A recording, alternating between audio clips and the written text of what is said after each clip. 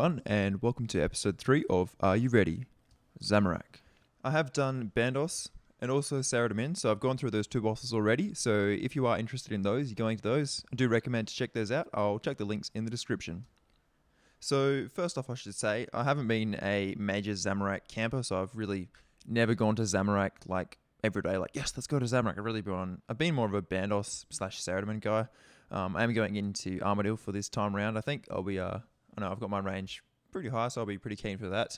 But anyway, I should let you know that I'm not the best on explaining stuff at Zamorak, so I'm sure there'll be some guys who just decide to write in the comments, which would be awesome. Please help me out and say that I've said it wrong. So yeah, that'd really help everyone out, including me.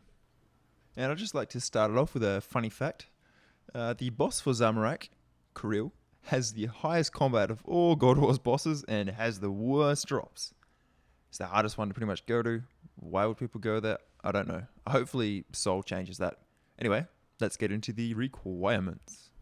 So first off, I should say that most of the requirements for the first 3 bosses I've been going over, the melee bosses, are pretty much the same.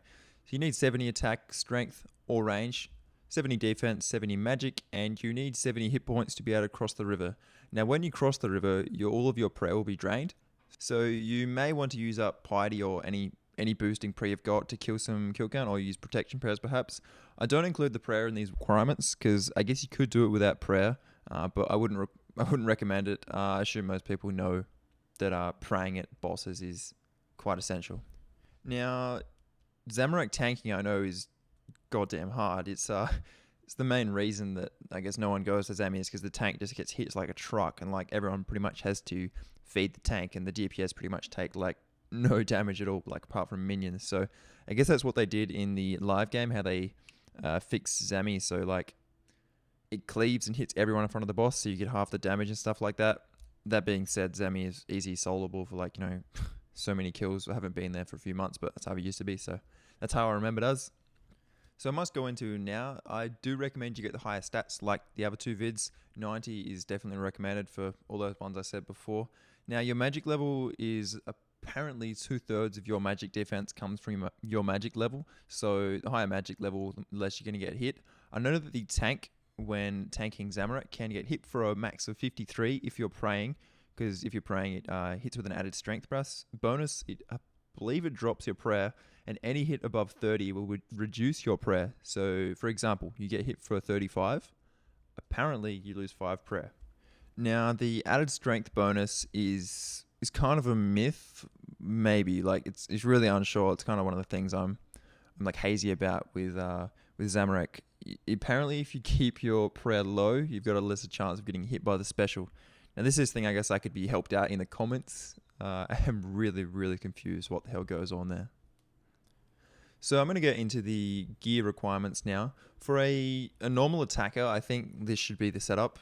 You need magic defense if you're going to switch around the tank, so you maybe could bring a Varax Brassy, which I'll show soon if you're not tanking, but I do recommend just having an all-round setup. This is the go-to method for a lot of the bosses, so I'm not really sure. If you do get hit by the boss, I believe he does do some magic attacks, kind of like Grador, but it's not an AoE hitting everyone. That's kind of another myth I've heard. So I don't know, I guess another thing I could get you guys to help me out. I'm so goddamn confused with this boss. So this setup now is more of a mage defense one. As you can see, there is about 30 to 40 more magic defense. So if you're tanking, that might be worth it to use that as your setup. But as I said before, I'm unsure with a lot of the stuff here. It's probably trial and error for the few first trips, as it will be for me if I ever do go to Zami. Now this setup now is the one I was talking about before, using Varax. Now it might be worth it using it, since the Varax Brassy actually has less magic negative than a lot of the other chess pieces, so do keep that in mind. It might be a valid option. Now the last setup here is the tank setup. It's the same as most of the other ones, exactly the same as the Sarah setup, so I guess that's why. It's because it's the best, so just keep that in mind. If you do want to range, it might be a valid option. You could use the Carol skirt, that also might be good. But I don't know, keep it in as an option, I guess. So for the invent, there isn't really much different. Most of the bosses are the same. Apart from at this boss, you don't actually need anything like a hammer or a rope. You actually need to make sure you bring anti-poisons. Any version of it, I believe, will get rid of the poison. The poison hits up to a 16, so that's pretty crazy. You cannot forget that, or you're just going to get owned and the trip's going to be ruined. 2 to 3 is probably about the right for a trip. You could use sharks, as I do use brews in most of my videos, but I don't know, that's me. I like taking a long trip. The kill count is fairly easy because you can just bring a Zami item and just do it in the actual boss's stronghold. So that really wraps up the video.